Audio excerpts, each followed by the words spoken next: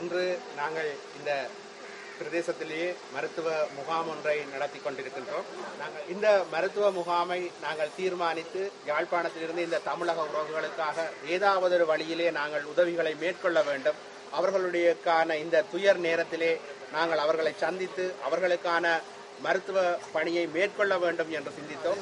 நாங்கள் நேரடியாக இங்கு வந்து அவர்களுக்கான முகாம்களை செய்ய வேண்டும், அவர்களுக்கான வைத்திய தேவைகளை நிவர்த்தி செய்ய வேண்டும் என்ற நோக்கத்திலே சென்னையிலும் கடலூரிலும் இந்த முகாம்களை ஒழுங்குபடுத்தி இருந்தோம். நாங்கள் ஏற்கனவே கடலூர் மாவட்டத்திலும் அந்த முகாம்களை செய்திருந்தோம்.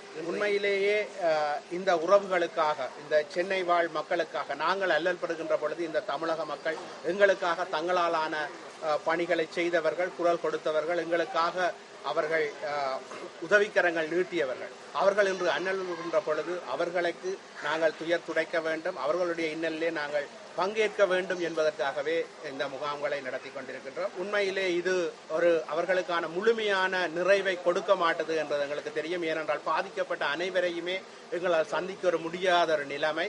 ஆனால் நாங்கள் சந்திக்கின்ற சில பேருக்காவது, எங்களால் பார்க்கக்கூடிய சில பேருக்காவது இந்த முகாம்கள் மூலம் அவர்களுடைய துயர்களுக்காக எங்கள் மருத்துவ வசதிகளை, மருத்துவ உதவிகளை செய்யலாம் என்ற நோக்கத்துடன் நாங்கள் இங்கு வந்தோம். அதில் ஓரளவு வெற்றியும் கண்டுள்ளோம்.